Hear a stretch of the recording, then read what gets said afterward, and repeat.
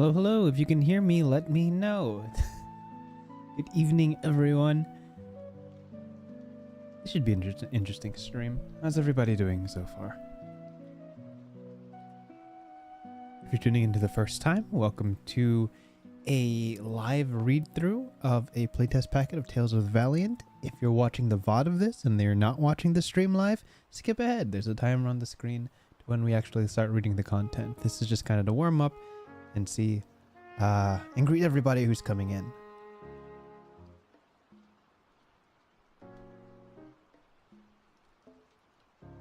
Hello, Courtsite? I believe this is the first time I've seen your names. Nice to see you. Center, welcome back. SR, we can hear you. Hello. Pay 1 life, draw a card. Heyo. Is that a magic reference? I actually have no idea. Nice to see you.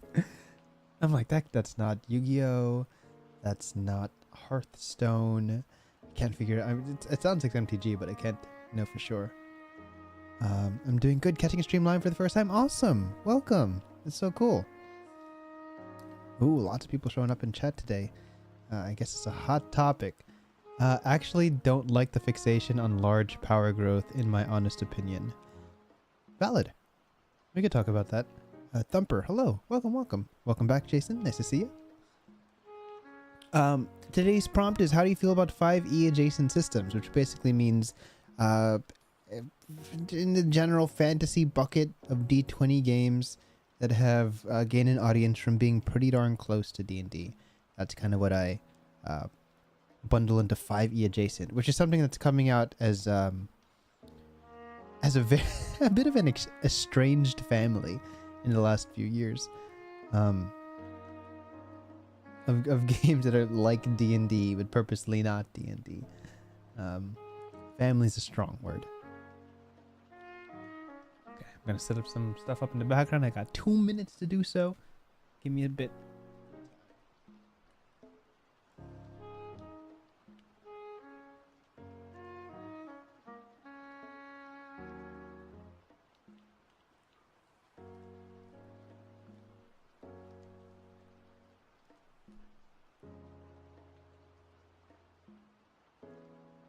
Also, has anyone read Tales of the Valiant yet?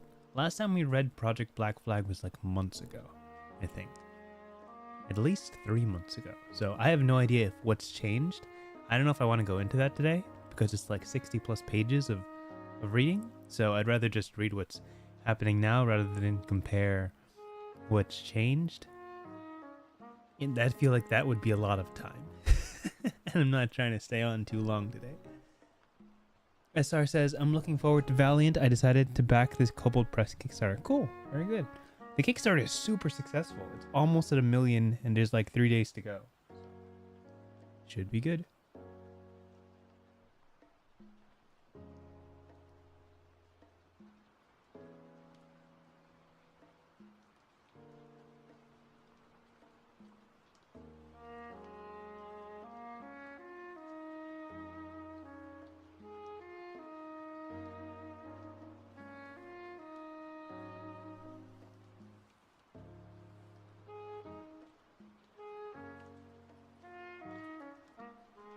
Alright, 15 seconds left.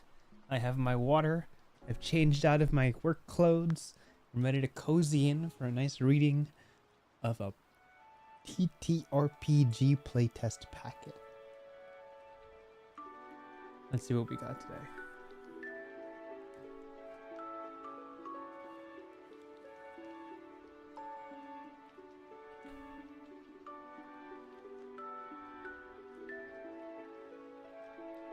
Where do I start on this? Is this where I start? Sure, let's start here.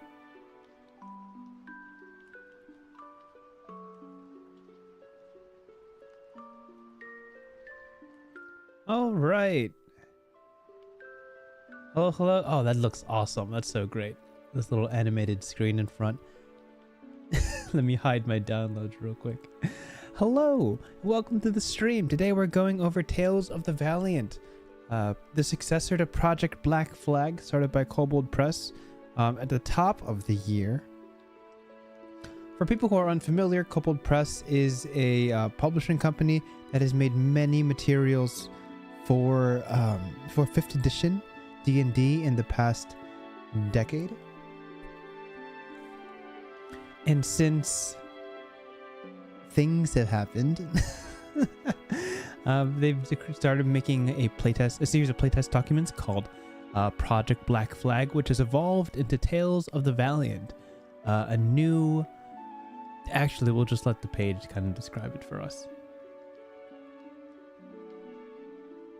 So, Tales of the Valiant is a core fantasy role-playing. I believe core fantasy role-playing is what they're calling their system, should any other games be based on this.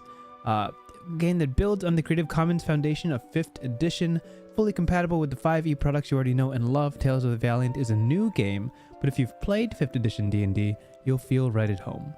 Why is Kobold Press taking this step? For 17 years, Kobold Press has made top quality role-playing material, adventures, supplements, accessories, and more. We've grown from 3 kobolds in a trench coat to 5, and it's time for a new trench coat. Tales of the Valiant is that new coat. Tales TOV, yeah, moves the independent 5th edition community forward with a system that is open and available to all. Our goal is to keep 5e products vibrant both in print and on VTT partner platforms, while keeping a set of rules available under an open, perpetual, and irrevocable license for people who are not in the know, who do not understand the context of which Tales of the Valiant was formed.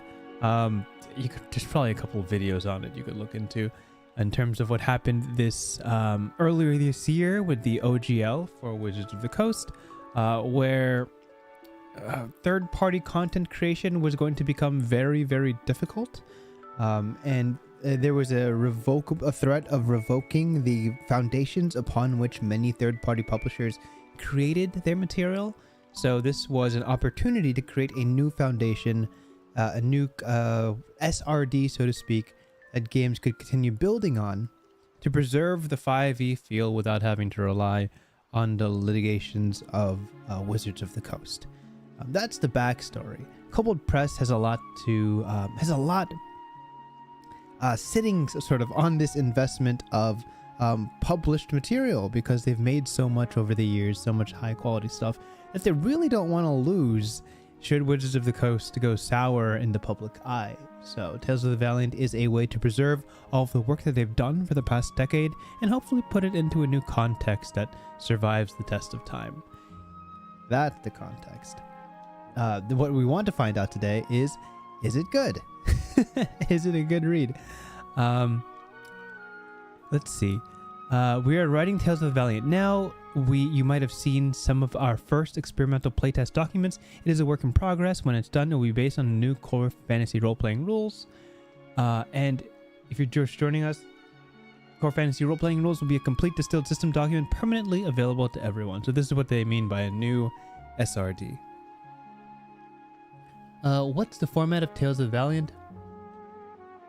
You will only need 2 books to play: the Player's Guide and the Monster Vault. Player's Guide includes 13 base classes, lineages, and heritages from classic fantasy role-playing, and all the roles you need to be a player or GM all in one book. The Monster Vault includes every dungeon crawling and fire-belching fantasy creature you need to craft compelling fantasy encounters. That's only the start. We launched a kickstarter, and we expect to ship both books in early 2024. During development, Kickstarter backers get the inside track with 2 bonus sets of play material.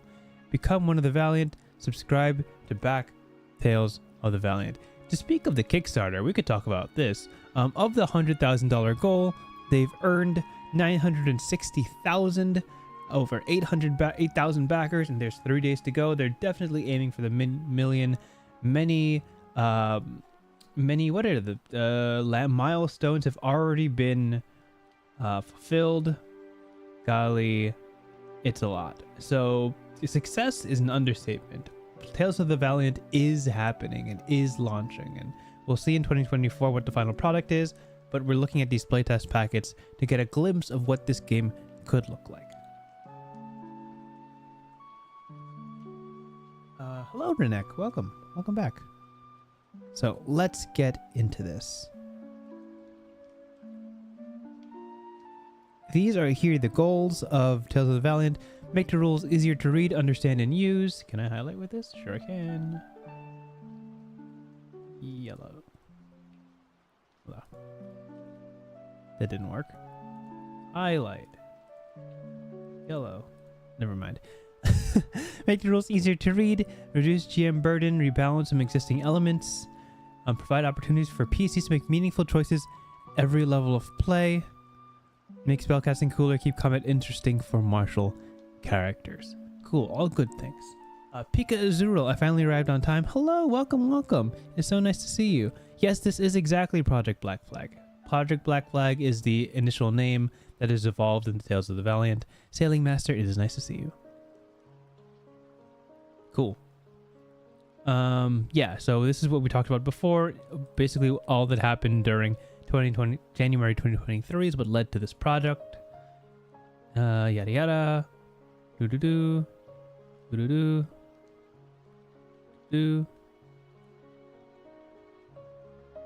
Cool. Yes. Nice. Playtesting. They go to playtesting. The schedule, I will say.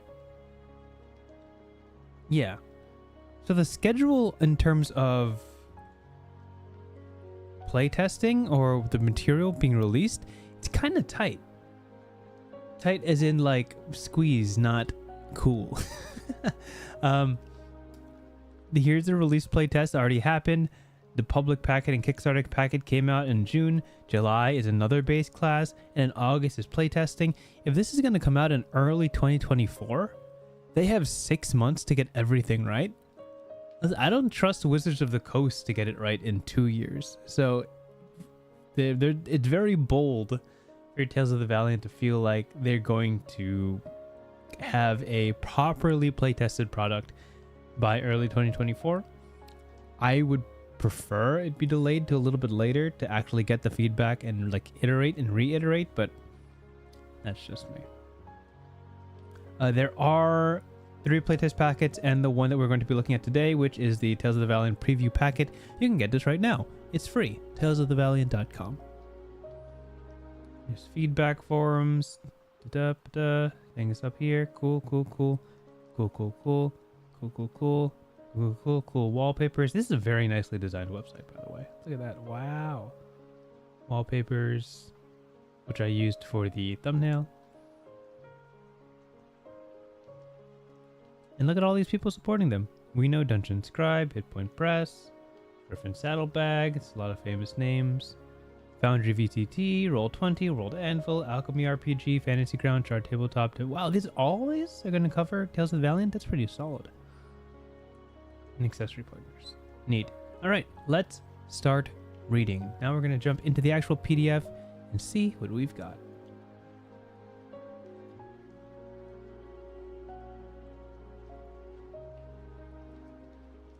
Cool. Now this PDF...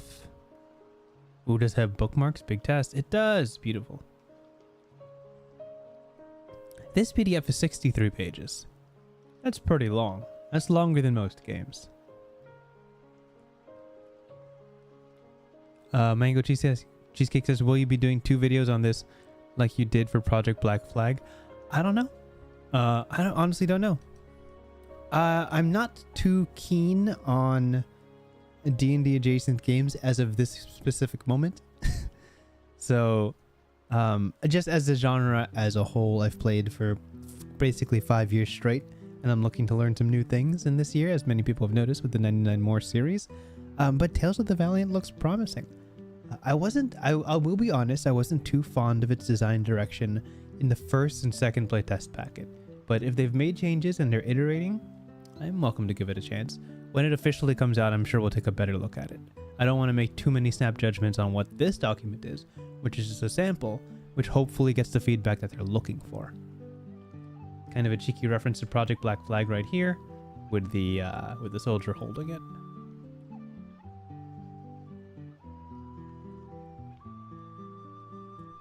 Cool. Oh, good. Look, the monsters are 47. So there's 15 pages of monsters in the 60-page document. That's perfect. If anybody knows anything about Kobold Press, they know how to make their monsters. They love making their monsters. And I'm expecting a whole lot of really great art in this book, because Kobold Press always knocks it out of the park with that. Yeah, we just read all of this. I'm looking for, as somebody who has played D&D, I'm looking for things that differentiate it from the system that many of us are already familiar with, which is 5th edition. Forgive me if I don't read this letter to the letter of everything that we need to know, because a lot of it we already recognize from games we've played before. Let's get to the setting. Welcome to the labyrinth, a fantastical universe of infinite worlds linked by twisting corridors of magic. Here you will find realms like Midgard, Hades, and the dreadful domains and homebrew creations tied together by the mysterious will of the maze. These countless worlds rarely resemble one another on the surface, but all have one unifying truth: heroes shape them. All of this is pretty darn straightforward. I'm listen, guys, people in the chat. I'm going to make the safe assumption that the people in chat are familiar with Dungeons and Dragons. So concepts that are still very much familiar to Dungeons and Dragons player, I'm probably going to gloss over. I'm going to look for things that are specifically interesting to me as somebody trying to figure out what makes this system better than all the rest. We've already read all of this. These are core values of core fantasy role-playing, fantasy worlds of magic, heroic adventures, unique locations, power structures, and conflict. Cool. Sounds like the foundations of every world that has ever been magically created. Great. Okay, let's see. What? No, again. I know it's... I know I'm going to say this over and over again, but the goal of this, from the angle and the eyes of the people who are making this Kobold Press, is the ability to conserve and move forward with everything that they've made before. So this includes monster stat blocks, this includes spell blocks, this includes entire adventures published by Kobold Press. They've made a lot of stuff in the past decade. So a lot of this will be working to preserve that under a different system. Let's see how they do. So, what you need: pencil, black character sheet, blank character sheet, scratch paper, dice. Great. Cool. My computer's fan is just turned on. So if there's a little bit of noise in the background, that's just me. Alright. Character concept, straightforward. Choose a class, straightforward. Class features the first level, cool, we know this. Proficiencies, depending on the class you choose, we will know this. Level seems the same. Hit points seems the same. Proficiency bonus seems the same. 6 ability scores, all the same.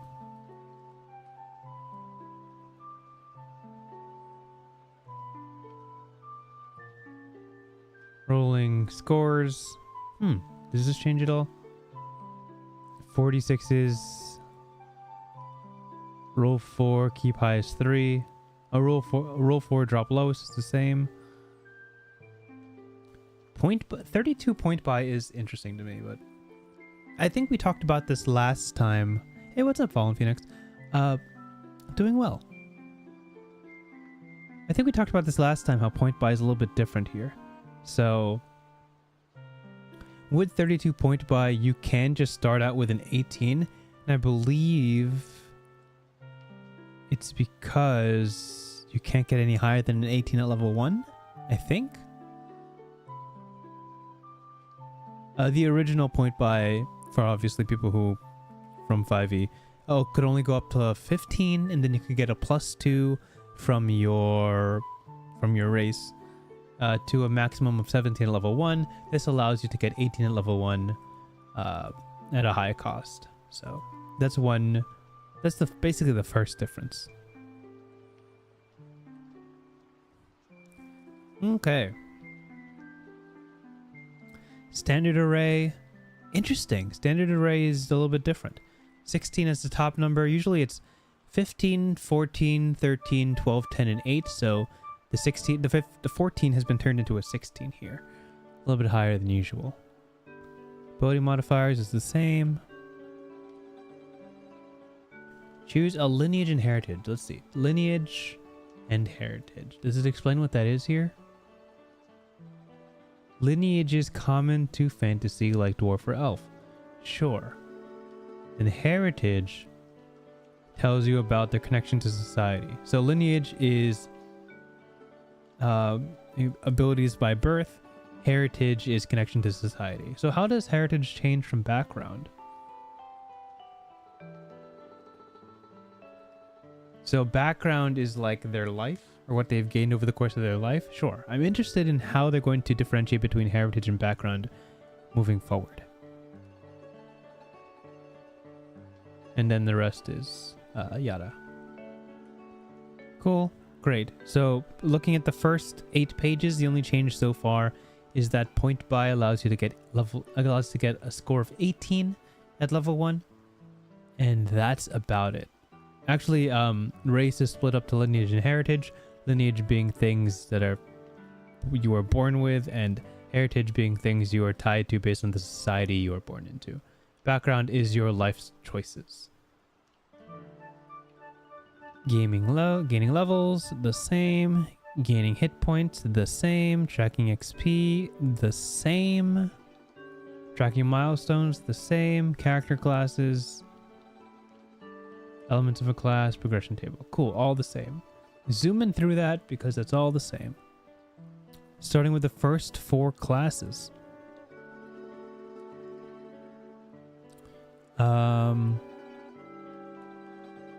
All of these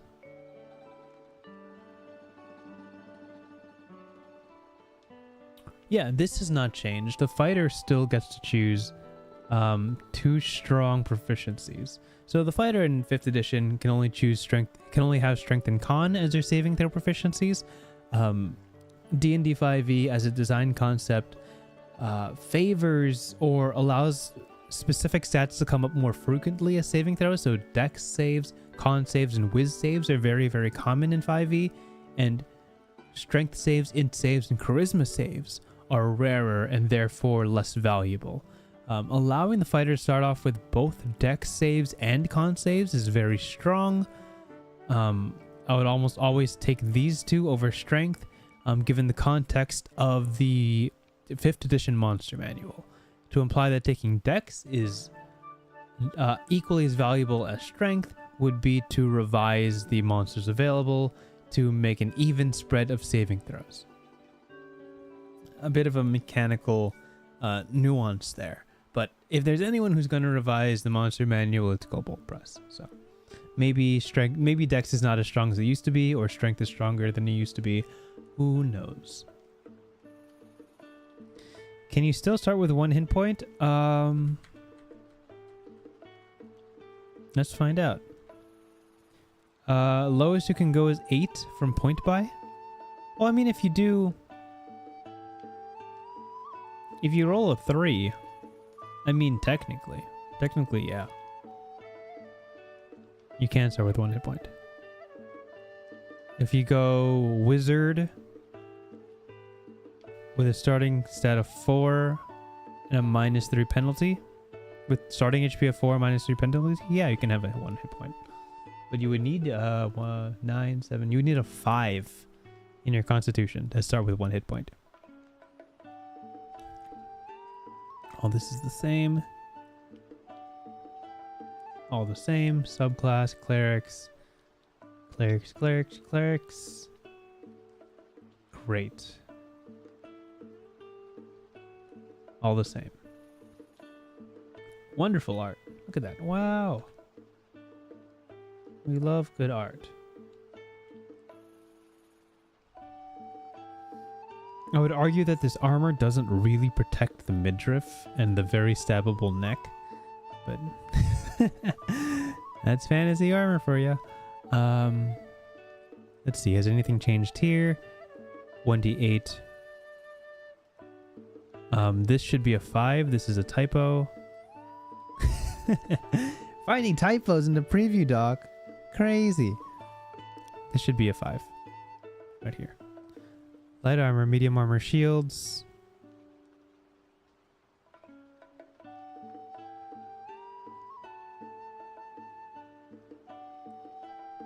Starting equipment is the same, I believe. Spell casting at first level. As a conduit for divine power, you can cast spells from the divine circle. Okay, last time we read this, circles are like pools of spells.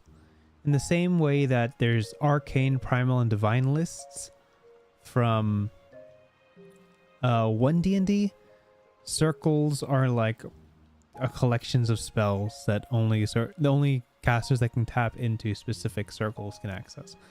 You know, not a new concept, but new to 5th edition in both oneD&D and Tales of the Valiant. First level, choose 3 cantrips. I believe that's the same. Yeah, I'm pretty sure that's the same. Preparing and casting spells. This looks the same.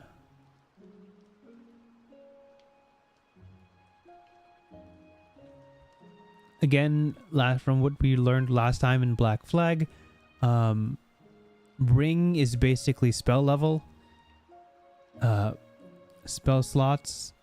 Fallen Phoenix. No, that's a good point. Circles are collections of spells. Rings are spell slot tiers. So a first level spell is now first ring spell. Kind of changing the vernacular so that you're not getting confused at why you're not getting level 3 spells at level 3 or level 4 spells at level 4. Now you get ring 3 spells at level 5. You know, it's a point of clarification that I really appreciate, because somehow oneD&D still hasn't fixed that. Repairing. No, this is kind of new, I think. Actually, I have no idea if this is new, but this is just stuff that happens on the long rest. Perfect. Exactly that. It's Fallen Phoenix. Circle equals spell type. Ring equals spell level. That's exactly right. Ritual. You don't need to prepare ritual spells, which is cool. They're just on your list and you can have them whenever you want. That's new. Manifestation of Faith. Okay. You gain proficiency in heavy armor and martial weapons.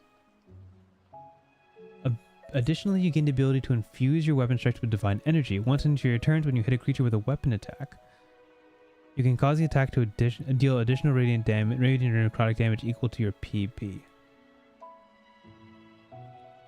Huh. Once per turn. Yeah, okay. I mean, I guess the question is, do they get extra attack, right?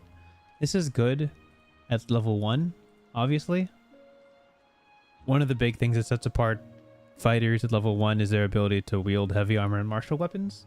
I'm curious how they're going to scale this to make this different from the fighter or the paladin moving forward. Manifest Miracles. You learn 1 additional cantrip. Additionally, you can add your PB to the damage you deal with any divine cantrip. Neat. Cool. Okay. So just a little bit of a power spike on your attacks or your spells.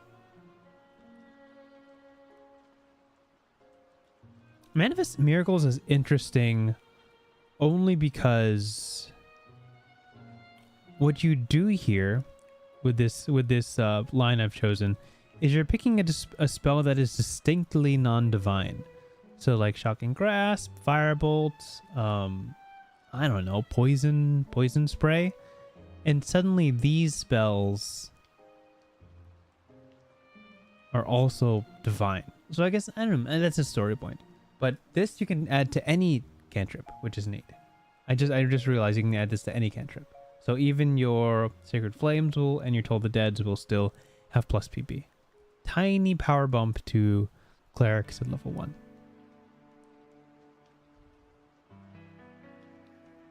Oh, and that's all we see. Is that it? Oh, no.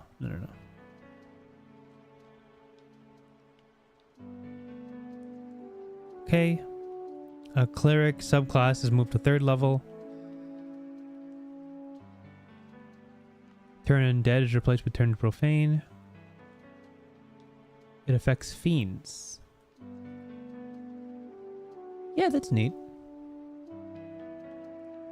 Yeah, cool. So clerics are also good against fiends, which is nice because turn undead is notoriously not very useful in many campaigns.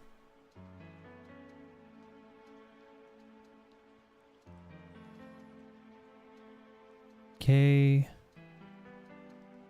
Divine Channel Divinity is pretty much the same. Divine Domain, you get spells. That hasn't changed. Feats are different. We could talk about this. Feats are always +1 to any stat. And then the feat, which has no bonus ASI. So this is also something that oneD&D does, where all feats provide a +1 to ASI, and then their ability. For oneD&D, it's more specific to a specific stat, so it could be +1 strength or +1 dex. But in this one, you can choose whatever ASI you want, and then pick a feat in this game called a talent.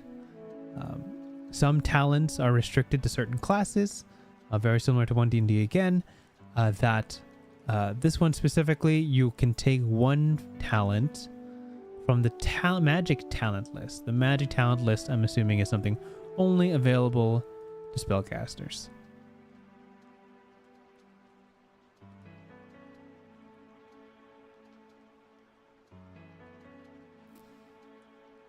And then Destroy the Profane is just destroy undead. Divine Domains, Life Domain. These are the spells you get. Cool. These spells? I guess. I don't know if this has changed from Life Domain, but these are all basic cleric spells. I guess that's the intent. There's nothing outside of the usual reach of clerics. Is Beacon of Hope a cleric spell? I can't remember.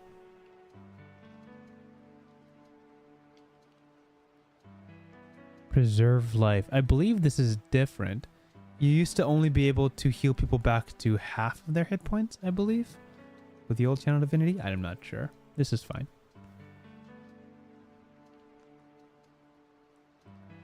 Shout out to Nike. Shout out to the NBA.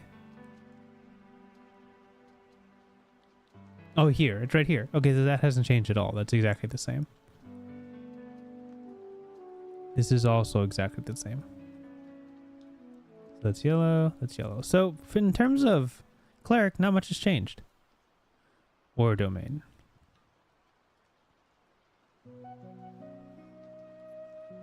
As a bonus action, you present your holy symbol and mystically mark one creature you can see within 30 feet. Until your next turn, any creature who attacks the marked creature has advantage on the first attack they make against it. Wow, this is pretty good. This is new. Pretty sure War Domain before was just +10 to your next attack. Yeah, this is neat. It's like a magical moment where everybody gets a chance to swing at advantage. I don't mind that. Disciple of War. When you successfully hit a creature while using the attack action, you can choose to make an additional attack as a part of the same action. You can use this feature a number of times equal to your proficiency bonus. You regain all expended uses when you finish a long rest. So the old War Domain would give you the option to bonus action weapon attack. PB per long rest or whatever it is. Yeah, so this is good. This is just mechanically slightly better than the old version, because the old cleric would have to choose between swinging with the weapon you're holding or swinging with a divine weapon as a bonus action, or swinging with a spiritual weapon as a bonus action. So a little bit better. Cool. Fighter. Cool art. Again, very stabbable neck. Oh, what can you do? Okay, what makes fighters cool? Let's find out.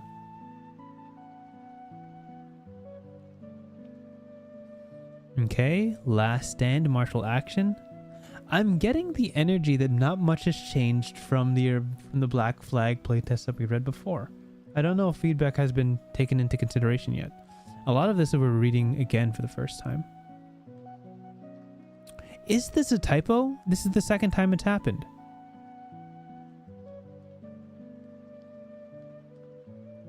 Is this a typo? Because before it was a 1d8 or 4, and this is 1d10 or 5. So in 5th edition, if you're going to take half, basically, they always round to the higher half. So in 5e it would be 1d10 or 6, and or a 1d8 or 5, right? So in this, hit points at higher levels, you're specifically lowering it one number down to 5 and 4 respectively. So you get less HP per level if you don't roll. I guess this is to incentivize rolling. Is like, if you roll, technically you have a higher chance of getting a 5, but you're also risking getting lower. I can kind of see the reasoning behind that. I guess it's not a typo. Interesting. I take it back for people who only watched the first 10 minutes and didn't get up to this. I guess it's not a typo, it's a design choice.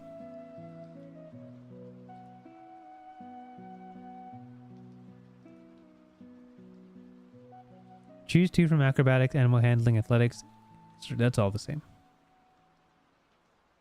Last stand. When you take damage that would reduce your hit points to less than half your hit point maximum, you can use a reaction to spend one or more of your hit dice up to a number equal to your PB. Immediately roll. You regain HP equal to the sum of all dice rolled plus your con modifier.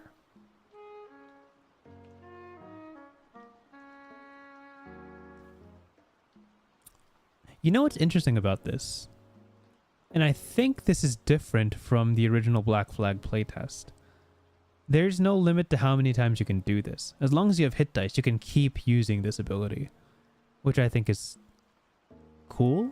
It adds a lot of resiliency, because you could straight up burn all of your hit dice in a one encounter.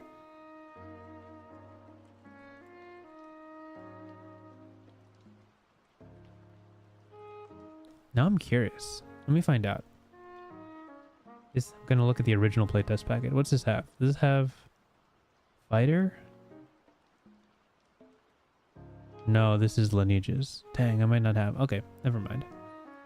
This is the old playtest packet. Maybe I can grab the new one. Now I'm curious. Did that change? Playtesting. Playtest packet 2? Let's find out. I want to know if that's been changed, because that would mean...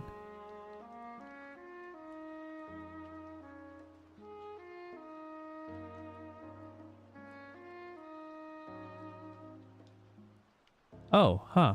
No. Yeah. Okay, cool. Look right here. So in the original one, you could only use this once per long rest. But now... No, not that. Now you could use it as many times as you want. So, hypothetically, right? Hypothetically, a 10th level fighter could burn all 10 hit dice in one encounter and not have any left for the short rest. Which is interesting. Adds an additional 10d6... No, 10d10 possible healing during a fight. Lots of resiliency there. At the price of not being able to recover anything on a short rest. So, I actually think this is more dynamic than Second Wind, so I kind of do like this ability.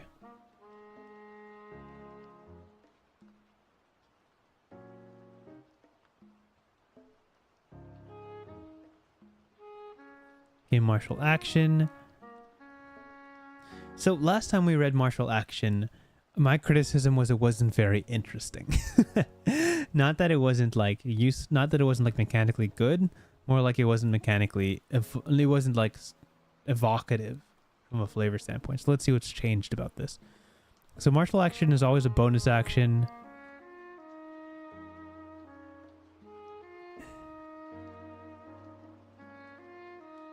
Wait, what is this wording?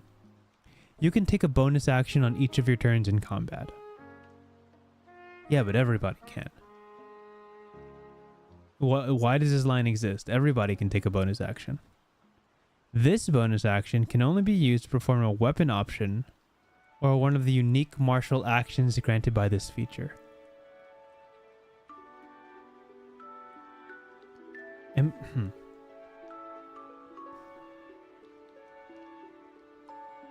Wait, what? This bonus action can only be used to perform a weapon option or one of the unique martial actions granted by this feature. So, are they restricting? No, I must be reading this wrong. Are they restricting bonus actions? Because what if you multi-class and you get Misty Step, right? What if you multi-class into a caster and you get Misty Step? Bonus action, teleport. Does martial action stop you from Misty Stepping? Am I reading this? I'm reading this entirely wrong.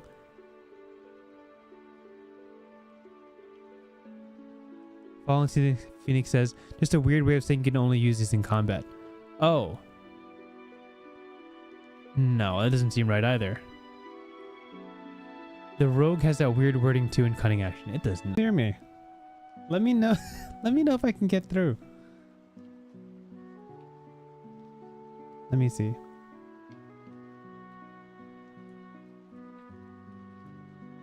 What a bizarre happening. Hold on.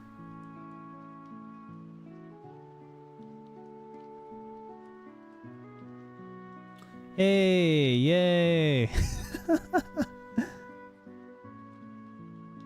Hold on. We're blaming KP horrible wording. Oh my gosh. Okay, well, let's get set up again. Hold on. Oh gosh. Maybe you didn't like all my highlighting. I'm glad, like literally, I zoomed in and then my computer straight up froze and then blue screened and restarted. So I don't know. Maybe I spoke some bad words.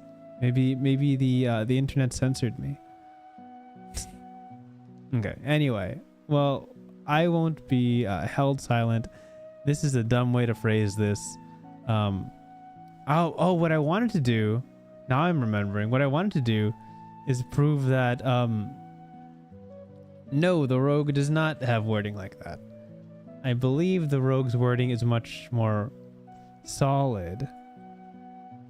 And listen, if it ain't broke, don't fix it. Don't try to reinvent the wheel. Yeah, look, it's so much simpler. Hold on. Let me get this going. Oh my gosh. Everything's falling apart. Everything's falling apart. Yeah, look at this. This is so much simpler. You can take a bonus action on each of your turns in combat. This action can be used... Oh, interesting. This is some dumb wording too. You can take a bonus action on each of your turns in combat. Oh, did they really just copy and paste it? Am I only realizing now that it's very... That's so funny. It's the same thing. It's the same wording. Oh my gosh. Look at that. This bonus action...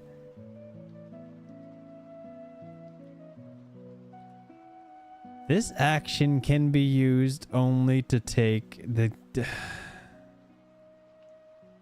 This bonus action can only be used to perform.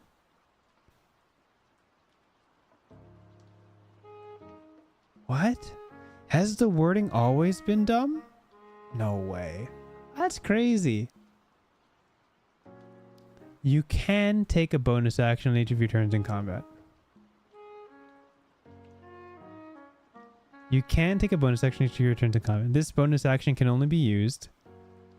This action can be used only to take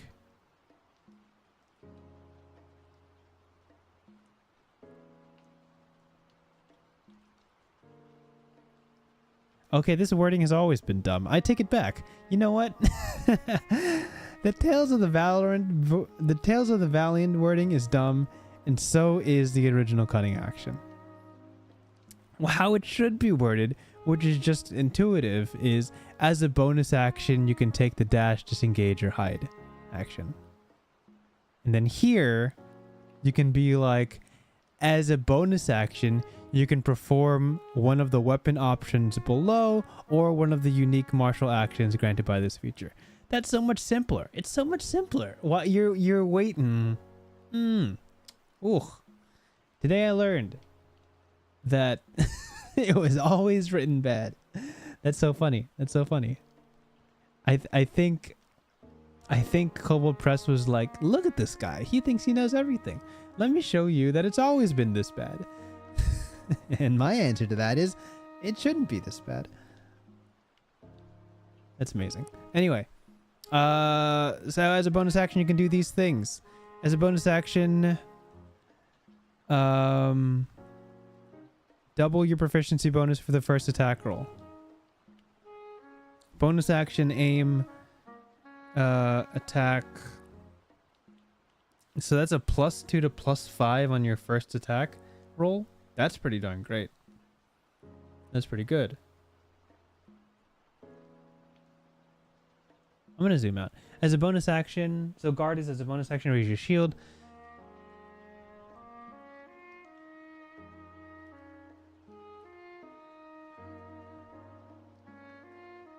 Okay, so this was dumb in the playtest, and it's still dumb now. Let me explain this. Select one enemy creature within 5 feet of you. That creature has disadvantage on the first attack roll makes against you or an ally. Well, my computer hates the highlight system. Let me zoom out. That creature has disadvantage on the first attack roll makes against you or an ally within 5 feet of you before the start of your next turn. So to protect an ally, right, you have to be not only within 5 feet of the enemy, but also within 5 feet of the ally. So you have to be next to both of them to protect an ally. That's silly.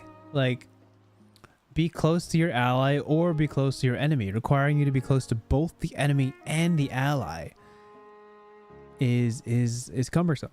And that's something I said in the original fighter playtest. Anyway, quick strike. As a bonus action, you attack with a second weapon once per turn. After you take the attack action and attack with a light melee weapon. Oh my gosh, two-handed fighting. Okay, hold on. Gotta rewire my brain to handle this. Once per turn, we'll start with that. Once per turn, after you take the attack action, an attack with a light melee weapon that you're holding in one hand, you can make an attack with a different light melee weapon that you're holding with the other hand. Yes.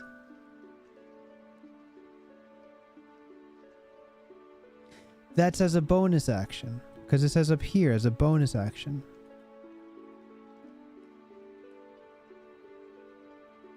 You don't add your ability modifier to the damage of this additional attack unless the modifier is negative. If the light melee weapon has a thrown property, you can throw it for this attack.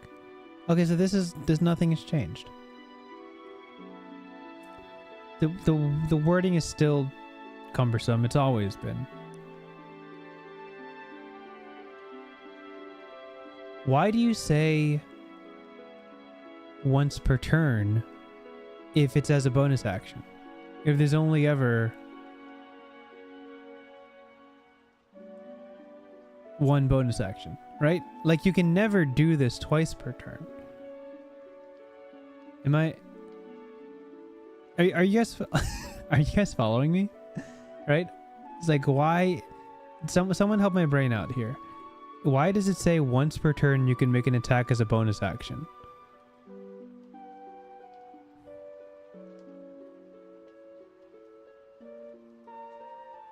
No, this is basically the same thing as 5e, but they did change the wording. But this is redundant. Right? Am I crazy? Okay, whatever. Someone tell me I'm reading this wrong.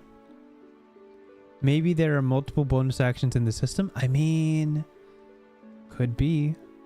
That's true. I'm making assumptions here. Future proofing. The one true donut, it could be future proofing. Yeah, I guess, right?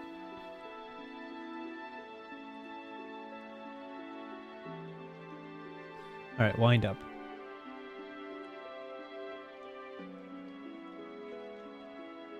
Okay, before we read wind up. This sentence has always been frustrating and is still frustrating. Anyway, wind up. As a bonus action, you take your time to increase. Select one target you can see within 5 feet of you. If you make a melee weapon attack against a target before the end of your turn, you double your proficiency bonus to the first attack roll. That's the same thing as aim. Okay, whatever. Okay, I want to look at the original wording of action surge because it's always been ambiguous whether it gives you another bonus action, and it doesn't. It doesn't. It's never intended to. But I am curious how they word it.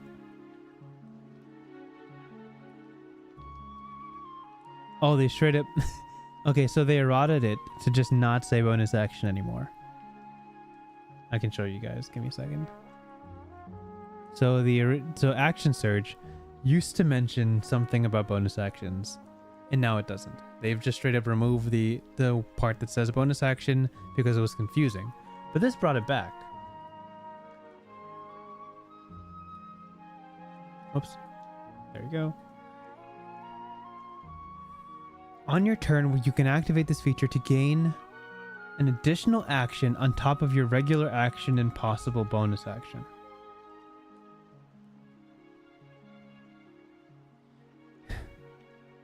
Yeah, that... So this is... I don't know. I don't like that wording. They got rid of it for a reason. Maybe this is how it's written in the SRD? And that's why... maybe I'm onto something. Let me find out. 5e SRD.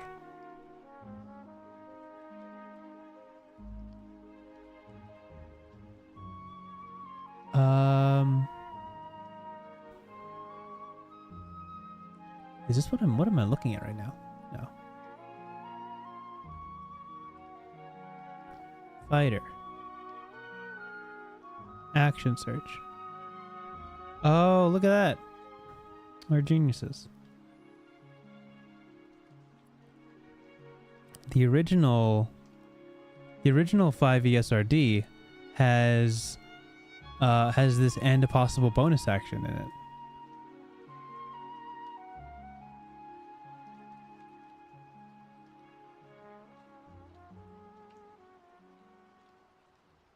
I don't know. I never liked the wording. I think if you're taking an opportunity to make the game clearer, then make it clearer. I feel like people are gonna watch this and be like, hey, hey, they're not WotC. You don't have to be so hard on them. But it's been a decade, right? These problems have been around for 10 years in terms of wording and such. In terms of clarity of text, it's been a problem for 10 years. Like,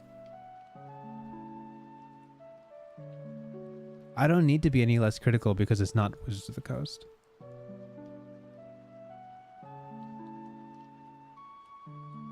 And I love Kobold Press material. I truly do. I don't know. Maybe I'm too cranky. Maybe I'm just too cranky.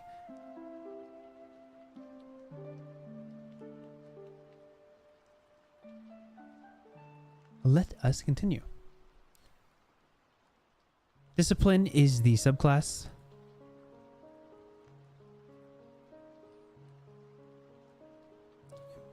This is the same thing as the Cleric.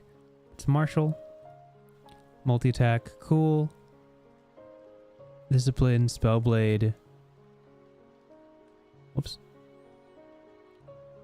You can learn spells at 3rd level. And here they mentioned the Arcane Circle, which we talked about before. This really just seems like there are very slight changes to the original playtest packets, but this seems very, very, very similar to playtest packets 1 to 3. 2 cantrips. They're explaining spellcasting, makes sense. Enchant weapon. If you spend 1 hour of uninterrupted focus in contact with a weapon, you can imbue that weapon with a limited form of enchantment. Enchantment weapon functions as a magic weapon with the following properties. +1 to attack roll and damage rolls made with it. If the weapon would normally grant a magical bonus to attack and damage, your enchantment bonus stacks with the weapon's existing bonus. Oh, look at that. That's pretty good. So you could get like a +4 on your weapon if you've used this on top of a +3.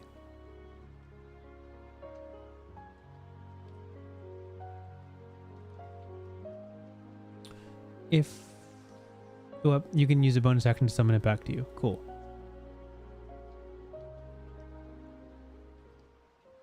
Great, cool.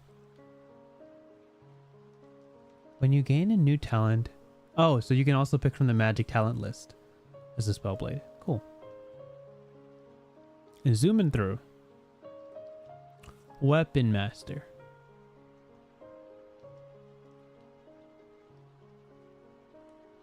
Huh. So, for Mastery at Weapon Master, choose 3 types of simpler martial weapons with which you have proficiency. This seems kind of dumb because you're a fighter, you always have proficiency. I guess this is future proofing. If there's any simpler martial weapons that somehow don't. No, that's actually dumb. A fighter has proficiency in simple or martial weapons, period. You don't need the sentence. Once per turn, when you roll damage for an attack with a weapon you have mastered, you can re-roll the weapon's damage dice and use either result. That's kind of cool. Okay.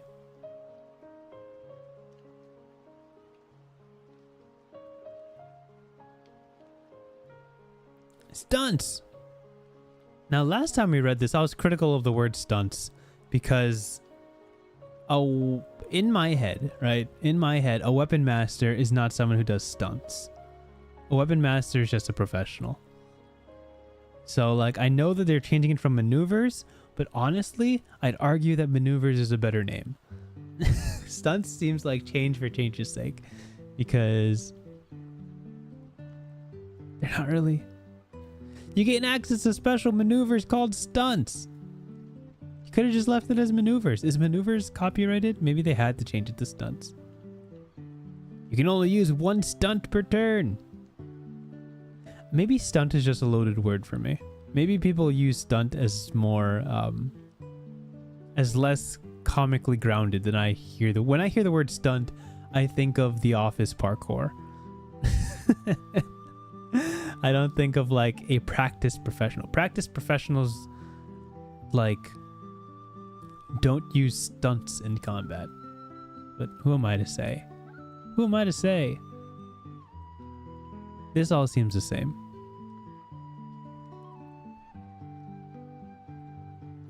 When you deal damage with a weapon attack, you can deal half the damage to a different target you can see within 5 feet of you. This is good, right? This is crazy. Was this always a thing? No, I gotta look it up. Battle Master, maneuvers.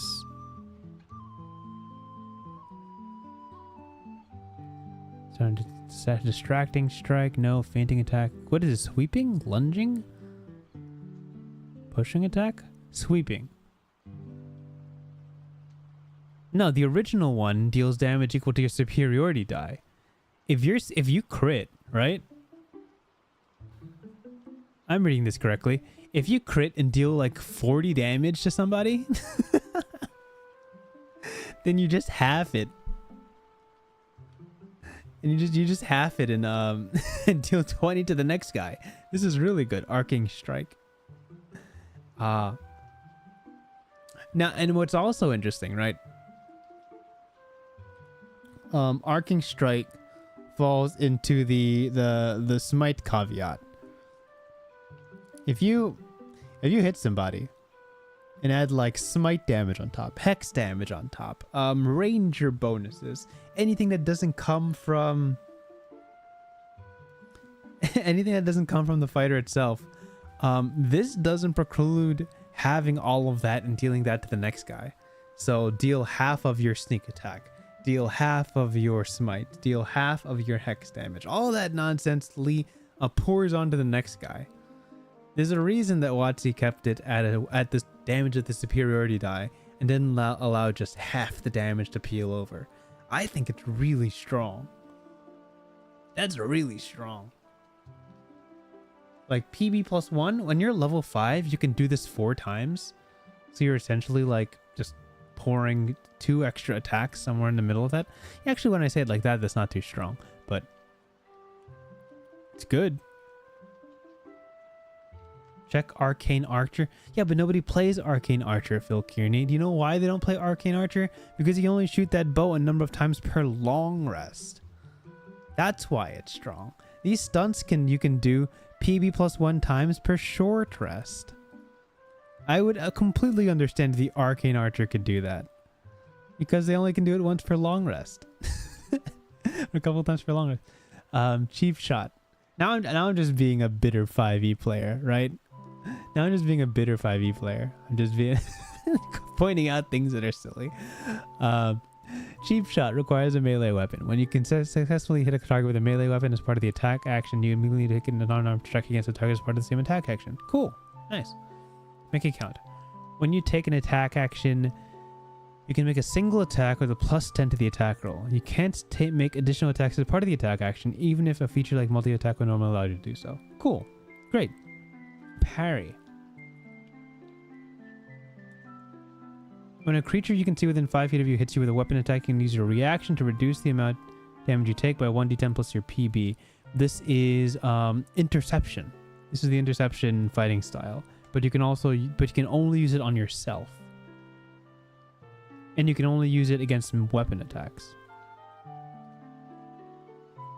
Cool. Arcane Archer is shorter long rest? No way. You can't fool me. Oh. Pfft, I'm dumb.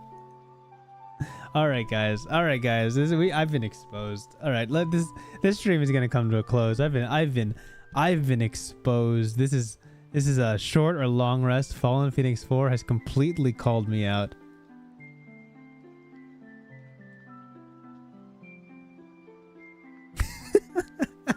I've been caught out. Oh, good night, Courtside. When you watch this again, you'll catch that I said this, but I think you've already gone to sleep. But good night. I've been exposed to Arcane Shot. You can do twice per short or long rest, which is still not enough, but I mean, I'm still wrong. My 5e knowledge is slipping. It is slipping. I used to know all this stuff. Redirect. When you fail to hit a target with a weapon attack, you can use your reaction to immediately re-roll the attack, but you must select a different target you can see within 5 feet of the original target. This is also silly. Do you want to know why this is silly? Because what if...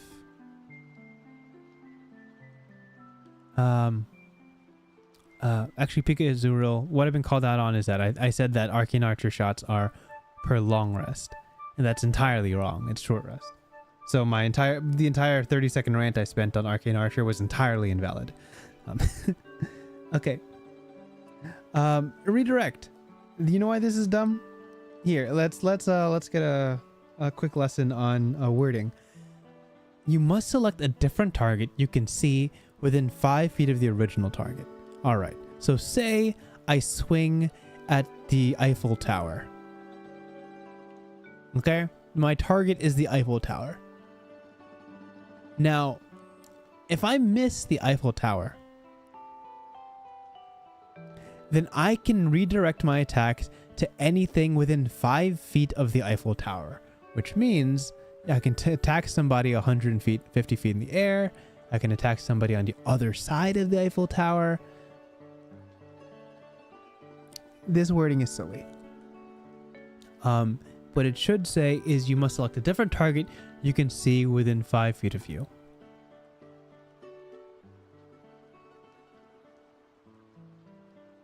Actually, that doesn't even make sense, because what if you're shooting a bow? No. Okay, so the way you reword this was you must select a different target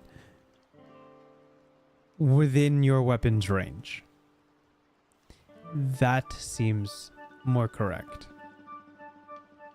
Yeah, there you go. Cool. But Eiffel Tower theorem makes redirect kind of silly. Riposte. When a creature you can see within 5 feet of you misses you with a weapon attack, you can use your reaction to immediately make a melee weapon attack against that creature. Perfectly fine. Run through.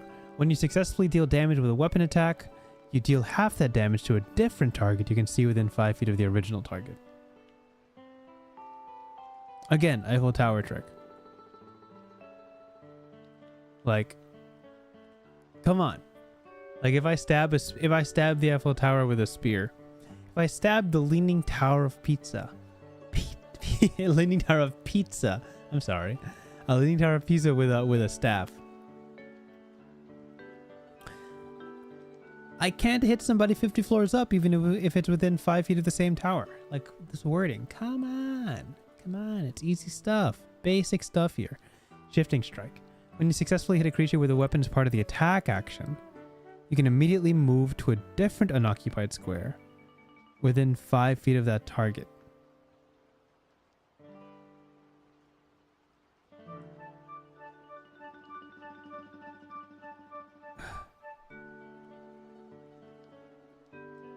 Hey, does anybody want, actually it's a creature, so it's not too unreasonable. But if the creature is like, I don't know, a giant rock, like the bird rock, not the stone sediment rock, how does shifting strike set in 5e? I need to know if this is hereditary. If this, sweeping strike.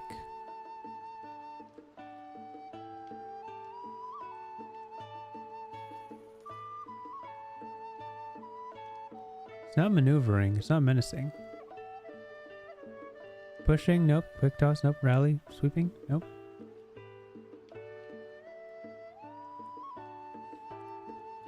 See, look. This is how D&D did it. And within your reach. See, 5 feet of the original target and within your reach. That's how you get around that. Trip attack. Where's the thing that lets you move? Ambush? No. Disarming, no. Distracting, no. Evasive, no. Fainting, no. Lunging? I don't know. Whatever. Maybe they just didn't have it. Maybe I'm thinking of something else. I may be thinking of the bard. Okay. But yeah. Stunts. Currently a mess. Easily fixable. That's fine.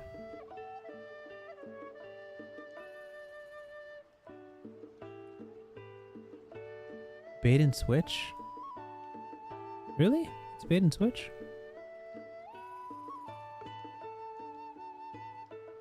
Bait and switch. When you're within 5 feet of a creature, you can expend 1 superiority die and switch places with that creature, provided the creature is willing. No, that's a little bit different. It's a little bit different. All right, maybe I'm being facetious. I'm just reading way too into things because I like critiquing weird writing, not because this is a bad product. It's just I like being nitpicky about words because listen, I enjoy when mechanical abilities are written in a natural language. It feels like you're just talking to somebody. I think there's an art form to that. I think 5e, for the most part, does it pretty well.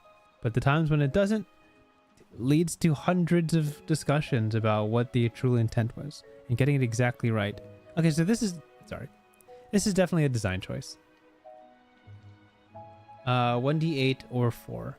It's meant to incentivize rolling for higher hit points, I believe. Okay. Look at this. This guy knows how to cover up his body. Look at this armor. Look, his neck is protected not only by armor, but by a cloak. His legs are protected here and here. Golly, this guy knows his armor. He's got a weird, like, opening here, but his elbows, he has, like, detached elbow guards. I don't know if this is effective, but, you know, it's better. I don't like it better. I like his hair, too. His hair is pretty sick. Okay. Do I want to read? I've worked myself up. I don't know if I can read this objectively anymore.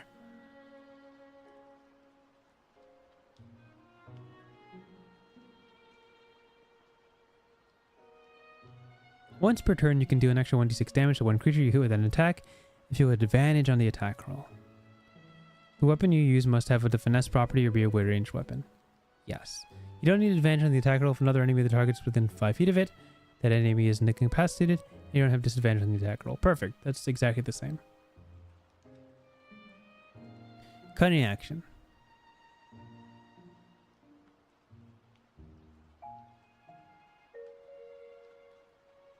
Yeah, this wording is still strange to me, and I'm only realizing now in the year 2023 that cunning action wording is strange.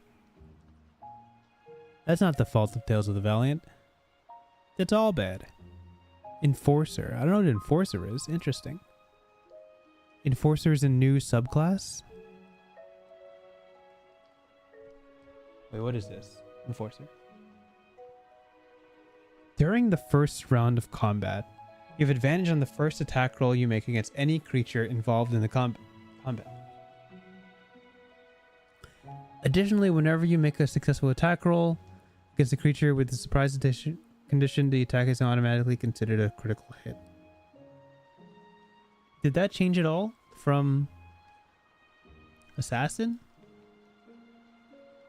I don't believe so.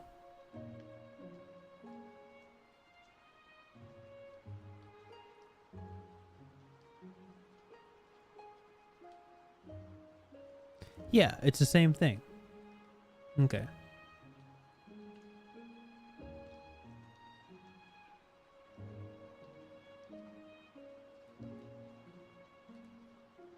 Actually, no, it's a little...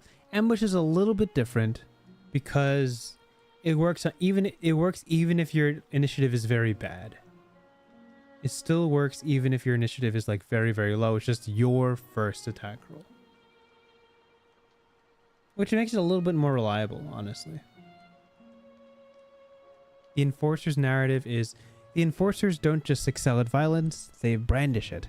Whether plying their trade as bounty hunters, assassins, or mercenaries, rogues of this specialty strive to make their bloody craft efficient and effective.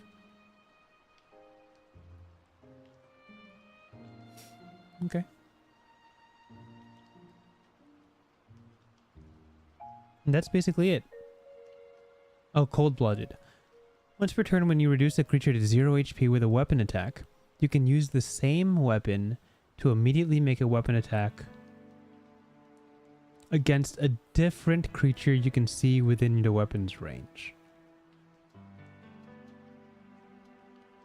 You can't add sneak attack to this additional attack, even if circumstances would normally allow you to do so. Okay. I mean, that kind of makes sense. Yeah, that kind of makes sense. But if you're throwing a dagger, you can't really like summon it back and throw it. So this is just a little bit clumsy when it comes to thrown weapons and like crossbows that require loading. Because I don't know, this doesn't overcome loading. Yeah, that's right.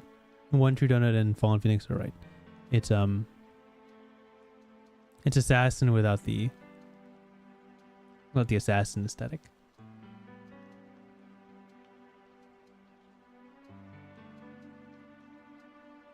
Fast hand seems pretty straightforward. Taking use an object action seems pretty straightforward. Second story work, you gain a climb speed equal to your base movement speed. You already have a climb speed. Increase it by 10 feet. Cool. Ooh. Is this always a thing? No, this was not. This is not a thief ability, right? Additionally, when you make a long jump, you can cover a number of feet equal to your walking speed if you move at least 10 feet on foot immediately before the jump. Dang, that's far. When you make a standing long jump, you can leap half your speed. Either way, each foot you clear on the jump costs a foot of movement.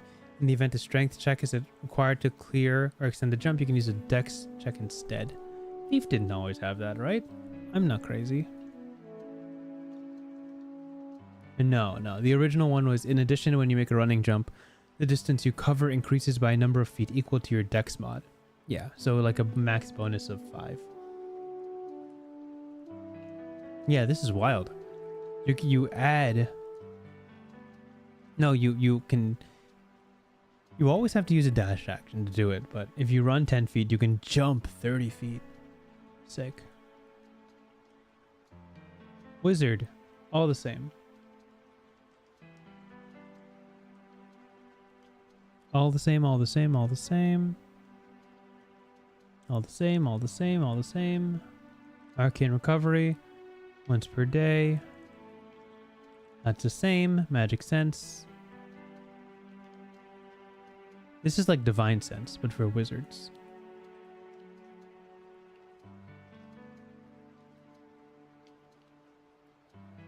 Until the end of your next turn, you know the location of creatures within your spellcasting ability, ongoing spell effects, or magic items within 30 feet of you.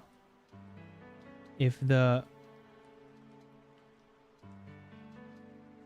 magical effect is the result of an ongoing spell, you learn which school of magic the spell belongs to. Magic sense can penetrate most barriers, but it is blocked by 1 foot of stone, 1 inch of common metal, 1 thin sheet of lead, or 3 feet of wood or dirt. When you use this feature a number of times equal to your PB plus 1, when you finish a long rest, you regain all uses. What worries me about magic sense is that very early in the game, right? If you use magic sense, and we read about this in Tales of Valiant. If you use magic sense, well, I mean, we read about this in the original playtest packet. If you use magic sense in a room full of people, right, then anybody with anything magical is suddenly known to you. That's a lot for the DM. From a DM standpoint, it's like, all right, now I have to know exactly what magic items exist in this room right now. And detect magic is pretty darn close to it. But detect magic, I believe, I can confirm. Detect magic.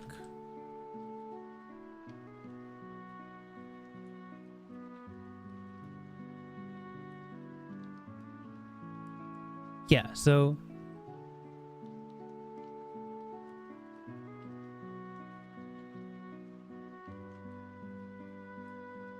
yeah, let me show this real quick, because this is important. This is an important nuance.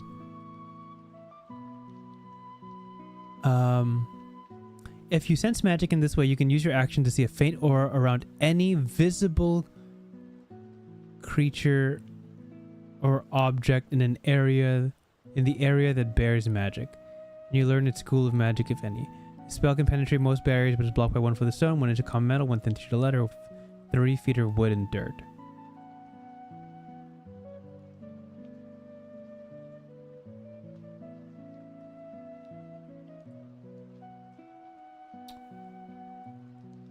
Now this is also ambiguous. Dang. You know what?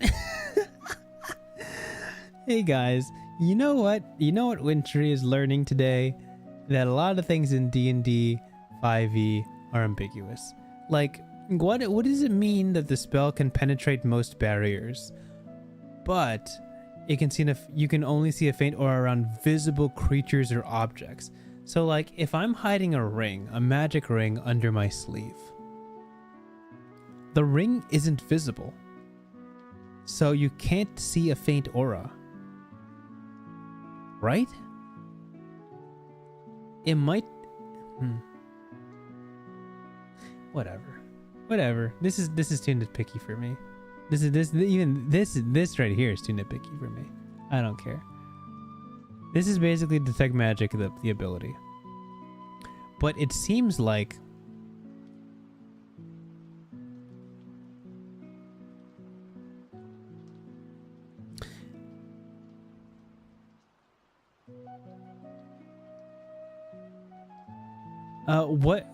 why this worries me is that it feels like this is a lot for the DM to just kind of be ready to talk about. Like divine sense, the thing about detect magic and why detect magic is perfectly fine. The reason detect magic is perfectly fine is because you know that things are magical, but you don't know anything else about them. Right?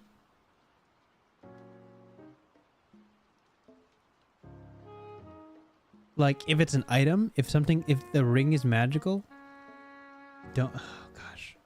I'm not handling this question well, but I basically don't like the DM burden of having to know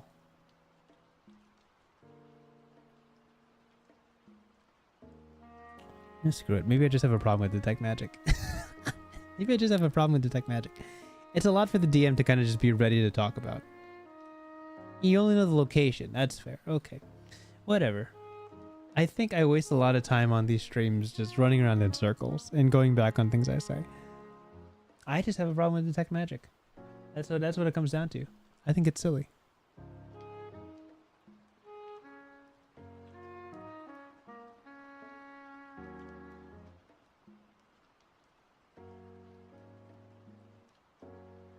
Okay.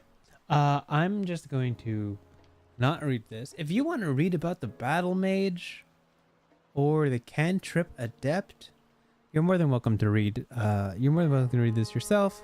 Pause the screen right here if you want to look at this. Yeah.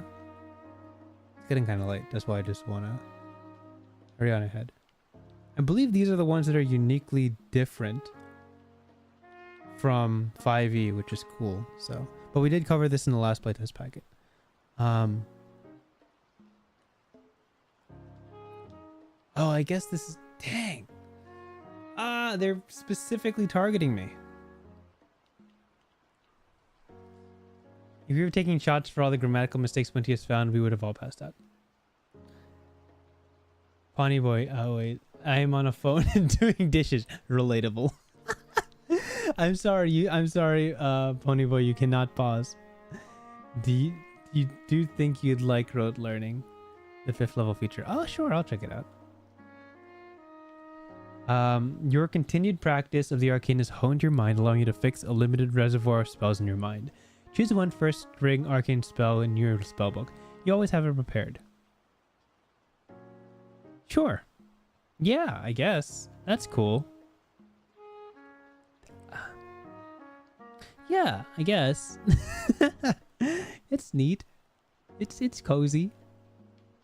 I feel like it doesn't inspire anything in me, but I mean, it's nice.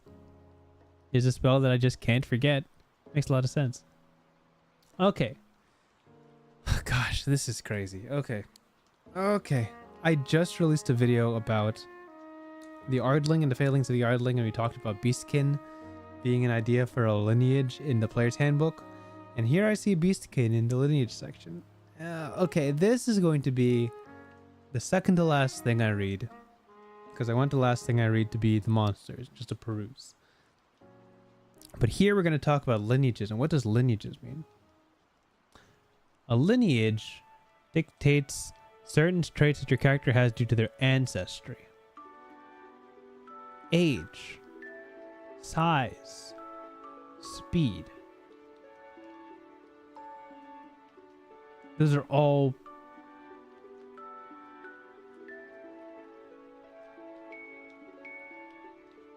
sure. Yeah, those are all normal. Good, cool. All right. Okay, here we go. On to Beeskin. Born between civilization and the wilds, Beeskin are as varied as the animal kingdom itself. Sometimes called wildkin or werefolk, Beeskin universally share the humanoid form of humans, elves, or dwarves, but have pronounced feats. Interesting. They chose human elves or dwarves, but have pronounced traits of a specific beast like wings, tail, rabbit ears, massive owl eyes, carapace, hair, shark teeth, bony horns. Some beasts can only show slight similarities to their bestial forerunners, while others resemble bipedal versions of their animal kin. The precise origin of the beastkin is unclear. Some believe they are relatives of the intelligent beasts that hold court in the Fey realms. Others claim they are descendants of lycanthropes. Whatever the case, all beastkin share a tie to the natural world, and many choose to live alongside their bestial forebears. Many young beastkin are driven by curiosity to seek out other civilizations in far-flung environments. Though such wanderlust may last for years, most beastkin return to their natural homes in later life, where they often act as wardens of the territory in which they were born. So, for people who watched my Ardling video, I said that to handle a beastkin that properly a beast folk that properly covers the spectrum of the animal kingdom that people would like, the race, species, lineage has to be at least a page long, right? At least to cover even the most minute of differences in the animal. And I thought it was cumbersome and not matching what already exists in the species. But let's see what they do here. Okay, it's only like half a page.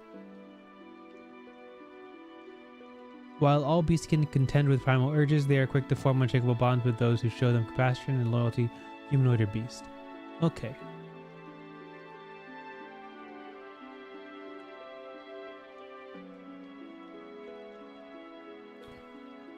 Beastkin mature far more quickly than most humanoids, reaching adulthood within 5 years. Hard pass. Hard pass. Don't ever tell me somebody who's 5 years old is an adult. I don't care about immersion. I don't care about none of that. Don't ever tell me something reaches adulthood in 5 years. I don't know how to feel about that's a veil for me. I think the Aarakocra does something similar, where they're like literally adults within 5 years. Not the biggest fan, but it's okay. Beastkin are extremely diverse in weight and height, depending on their beast characteristics. Most are between 4 and 8 feet tall. Sure, yes. This all makes sense. Lots of weights. Use your judgment to find a weight that seems right. Cool. That's fine.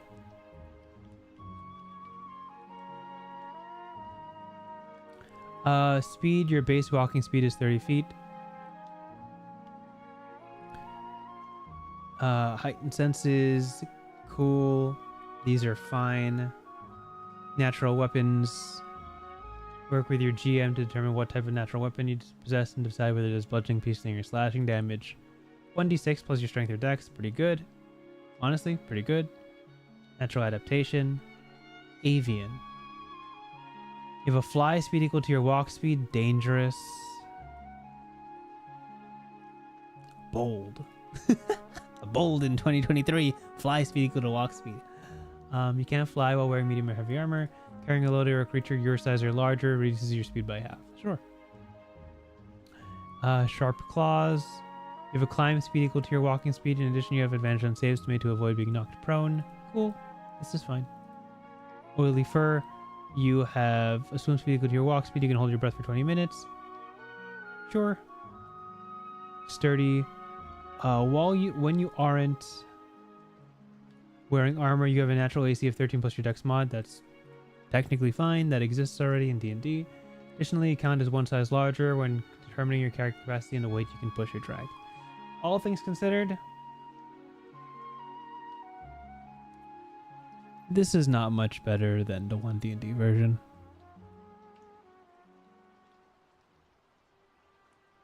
It's not much better. It's okay. I mean, it's long because it has to be, but it's not. It's a movement, just like the oneD&D version. It's a movement speed and keen senses. At least this has natural weapons, which is good, right?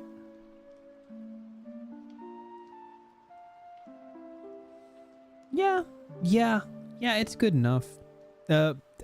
This gets a strong good enough for me, as in like if I want to play like a scorpion or an elephant, or I don't know, strange and unique animals. This covers a good majority. I'll give them that. This covers a good majority of things.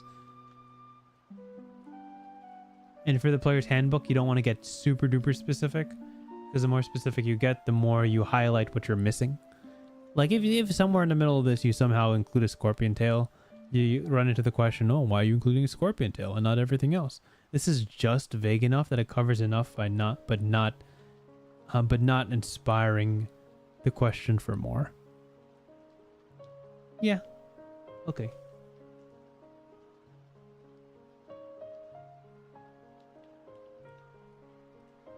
Dwarf, from what I can tell, seems pretty darn straightforward, which is good. Night vision, dwarven resilience, dwarven toughness. Neat. Yeah, that's what else do you need, right? For a race for a lineage that is so linked to their cultural values, it's hard to give dwarves anything that doesn't seem like a stereotype. So, night vision, resistance to poison, and more HP. Hardy folk, perfectly fine. Elf stuff, yeah, all very simple stuff. Yeah. Honestly, lineage, one of the better handled topics. Pretty good. Beeskin, everybody's gonna have a different opinion. I think in retrospect, it's fine. It's fine. I probably wouldn't play it unless I really want to play as an animal, but like mechanically it doesn't inspire much. It doesn't already exist. Actually, I think very explicitly all of these exist in some way, shape, or form in 5e already.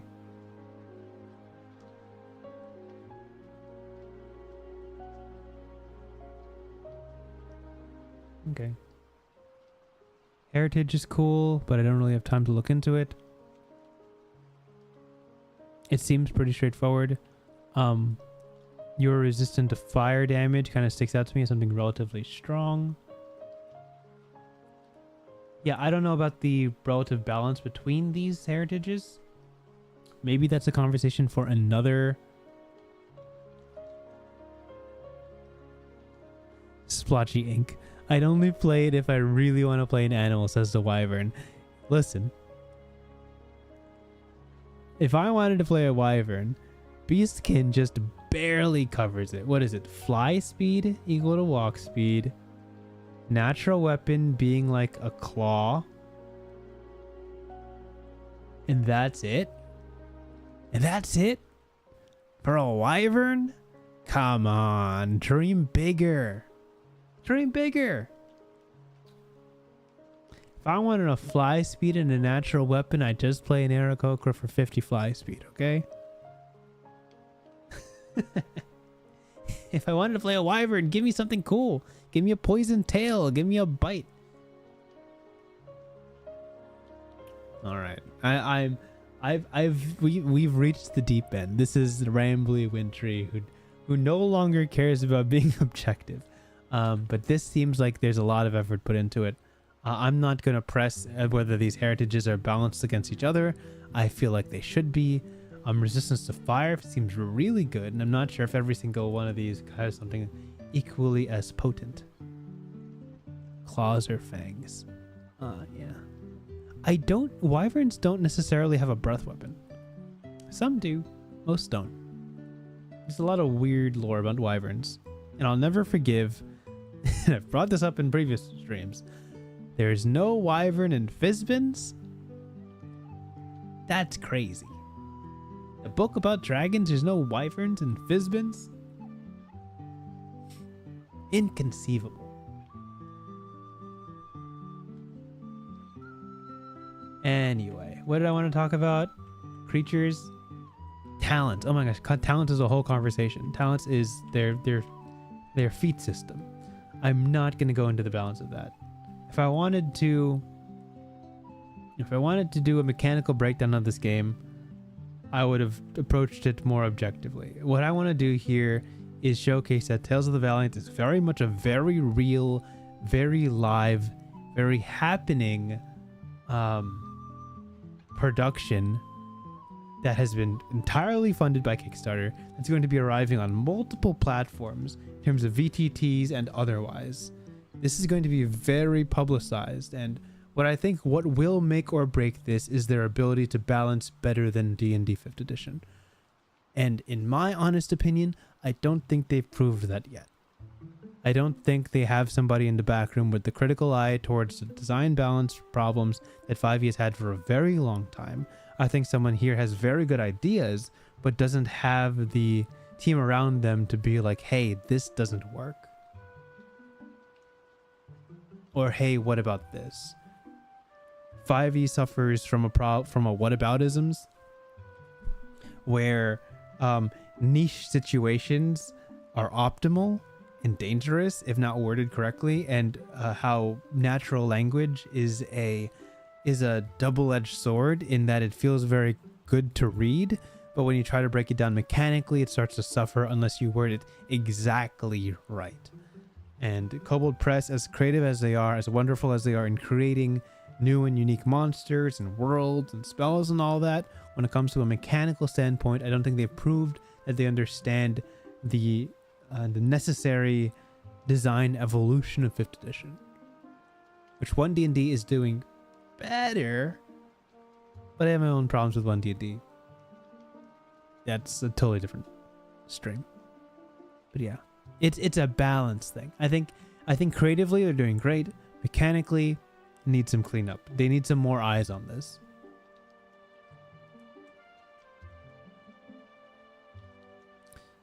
I do like this 5th ring stuff though. I think calling the levels of spells spell levels is actually one of the dumber things in 5th edition, and it's so unintuitive. Rings is smart. If you're gonna make it circles of magic and rings to determine how powerful that is, that just makes sense. That's just so clever. I believe I like their luck system. Last time we looked into it, I think I enjoyed it. I liked the thinking behind it. And like the idea was kind of experimental, but kind of interesting to just kind of theory craft. Give me some monsters. Where are the monsters? Where's the stuff I know Kobold Press for? Monsters.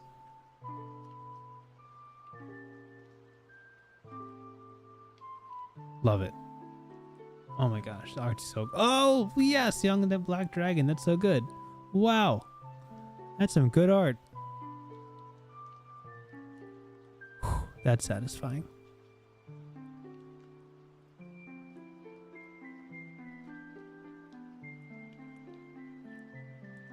All right, if you have a if you got a wyvern in the back of this book, you've won me over, Kobold Press. All right, here we go. If I'm going to scroll down, will I find a wyvern? Young Black Dragon, Goblin Captain, Harpy, Hellhound. We got a chance. It's W. Hellhound. OTU. Otug? Tatar. No wyvern. Sorry, fam. Sorry. that's the bottom line. Cool. Honestly, the strengths of Kobold Press are showing through very well here. Stat blocks look perfectly fine.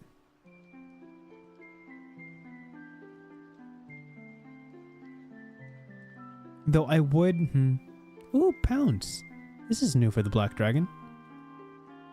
Pounce. That's cool. Bonus actions? Oh, nice. Yeah, I like an evolution of the stat blocks where they have just a little bit more interesting things attached to them.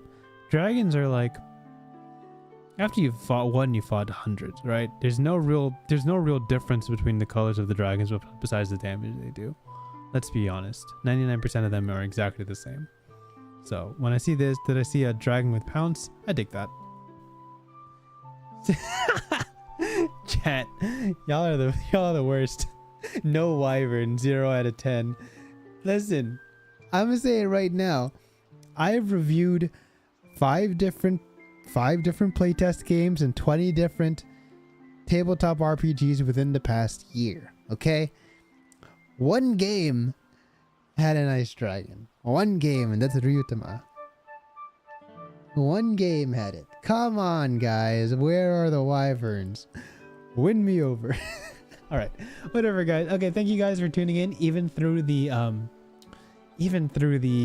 black screen and the blue screen of death when I had to restart my entire computer. Thank you guys for all of you who stuck around.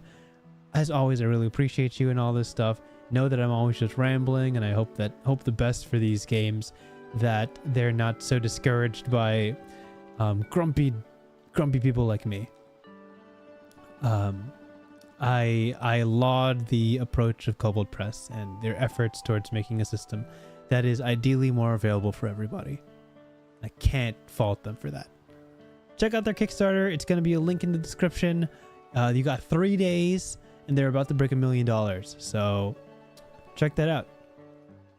Good night and goodbye.